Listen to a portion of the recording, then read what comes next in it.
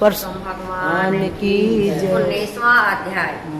श्री सूत जी बोले, श्री नारद जी को इस प्रकार कथा सुनाते हुए श्री नारायण जी मधुर वाणी में बोले। महात्मा कौन सा अध्याय है? सुखदेव 19। महात्मा सुखदेव ने जब इस प्रकार भगवान की प्रार्थना की तब भक्त वत्सल हरि बोले, हे द्विजराज, तुमने जैसा तप किया वैसा और कोई नहीं कर सकता, किंतु तुम यह नहीं जानते कि मैं किससे प्रसन्न होता हूँ। यह मेरा परम प्रिय पुरुषोत्तम मास है। तुम दोनों ने शोक में डूबे रहने पर भी इसका सेवन किया है। पुत्र के वियोग में वो दोनों ऋषि ऋषियाणी दोनों जो तड़प रहे थे, उसको भगवान कह रहे हैं कि राजा दर्द हाँ, की है ना? यह मेरा प्रिय पुरुषोत्तम मास है। तुम दोनों ने शोक में डूबे रहने पर भी, दुखी रहने के बाद भी इसका सेवन किया है। हे तपोनिधि, इस मास के दिन का भी जो धर्म सेवन करते हैं, उनके अनेकों पाप भस्म हो जाते हैं। तुम तो महीने भर निराहार रहे हो, अकाल वर्षा तीनों काल में स्नान किया है। स्नान भी आकाश के पवित्र जल से तथा महीने भर उपवास किया है। शोक में होने के कारण चेष्टा नष्ट होने से तुम पुरुषोत्तम मास को जान भी न सके तथा बिना जाने ही उसका नियम पालन किया। तुम्हारे इस साधन का प्रमाण कौन जान सकता है? हे तपोधन, पुरुषोत्तम मास सब लोकों में आता है, किंतु धरती पर ही इसका पूजन फलदायी होता है। हे वत्स, धन्य है जो तुमने इस मास का कठोर तप किया। मनुष्य जन्म पाकर भी जो पुरुषोत्तम मास का सेवन नहीं करते, वह जन्म जन्म दरिद्री रहते हैं। इसीलिए मेरे प्रिय इस मास का पर्यंत पूर्वक सेवन करना चाहिए। श्री नारायण जी बोले, इस प्रकार कहकर हे मुनि जी, श्री गरुड़ जी पर चढ़कर श्री हरि भगवान वैकुंठ को चले गए।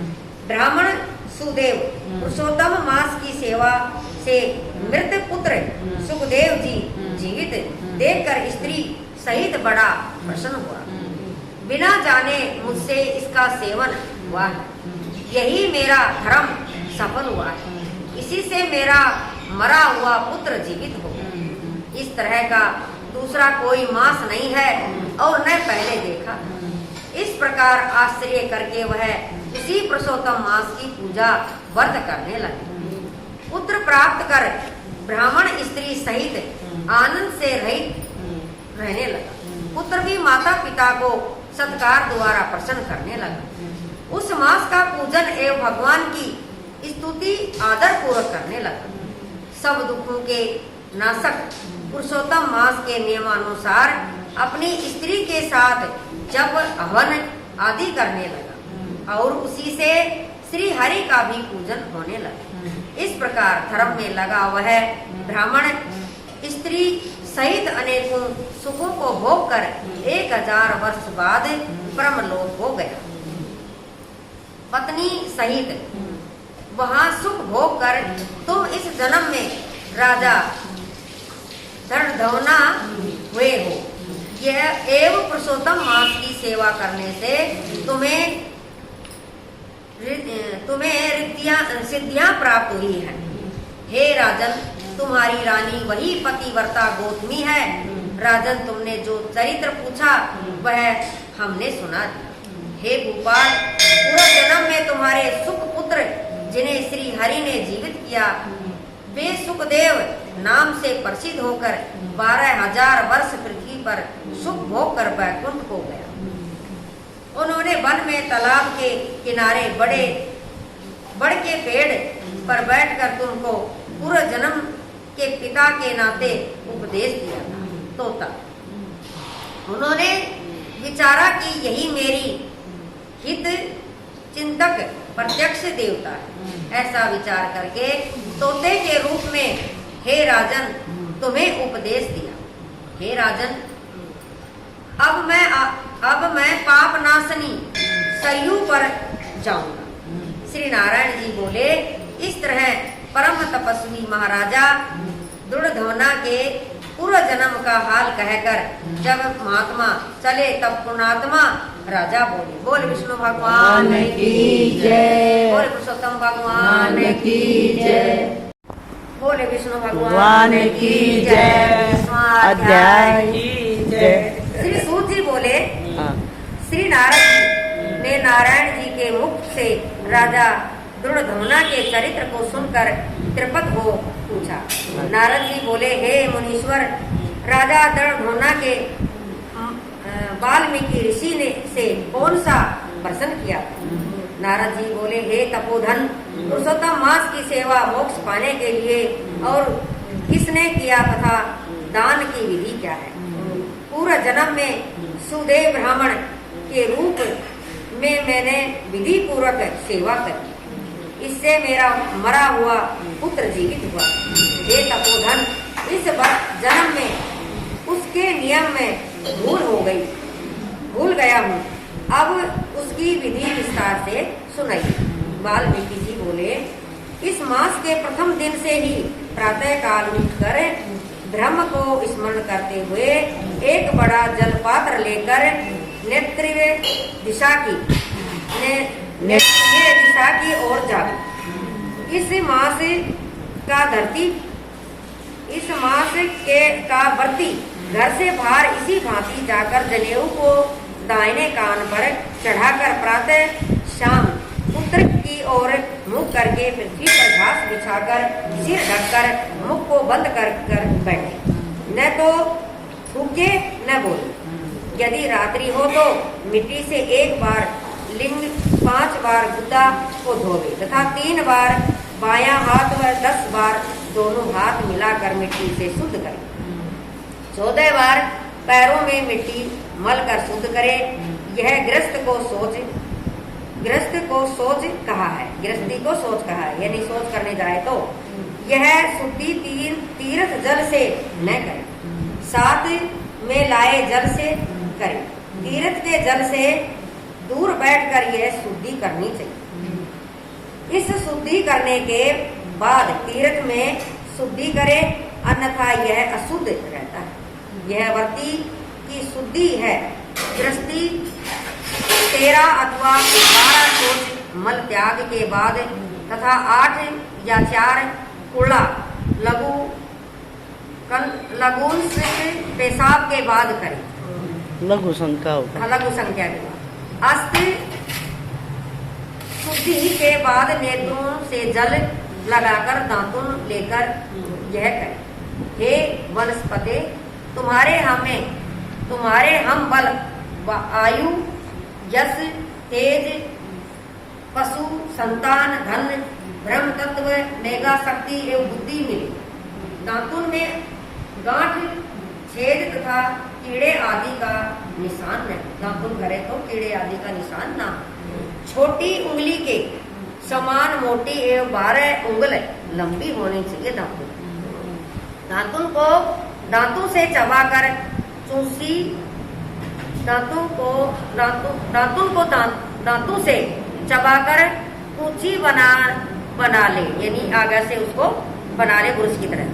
दांतुन के बाद 12 कुल्ला करके मुख शुद्धि करें। रविवार को नीम की दांतुन न करें। इसके बाद स्नान करें। समुद्र में मिलने वाली नदियों का स्नान उत्तम, तालाब, कुआ, बावड़ी का मध्यम कहा है। स्नान के बाद तीर्थ देवताओं का तर्पण करें। घर में स्नान करना गृहस्थों को साधारण कहा गया है। स्नान के बाद शुद्ध पवित्र वस्त्र पहन कंधे पर गोछा धारण करें। अंगोछा पवित्र स्थान पर आसन बिछाकर पूर्व या उत्तर मुख हो शिखा में 8 गांठ लगाकर बैठकर दोनों घुटनों के बीच हाथ कर पवित्र उंगलियों में पहनकर 3 आचमन करें। पवित्र आचमन के बाद गोपी चंदन मृतिका से खड़ी लकीरों वाला अर्ध कुंड या आड़ी लकीरों वाला त्रिकुंड कर दोनों के मध्य में बिंदी लगाकर तिलक करें। गोपी चंदन से भुजाओं पर शंख चक्र बना, यह सब पापों का नाशक है। जिसके शरीर में शंख चक्र आदि रहते हैं वह मनुष्य केवल मरण धर्म ही नहीं, वह भगवान का ही शरीर होता है। उस मनुष्य के पाप भी चक्रादि धारण से पुण्य बन जाते हैं।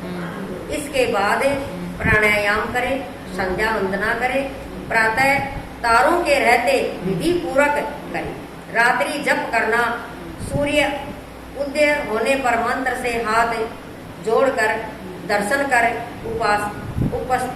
उपस्थान करता हुआ अर्घ्य दे। शाम काल अपने पांव तथा पृथ्वी को नमस्कार करें। दिन भर की कमी के लिए यस्य यशो मंत्र बोलकर क्षमा मांगे। दिन के पहले भाग में अपने नित्य कर्म को करके पुनः श्री पुरुषोत्तम भगवान की आराधना करें। लिपि पुती शुद्ध भूमि में मन वाणी को वश में करके एक चौकोर या गोल मंडप बनाए।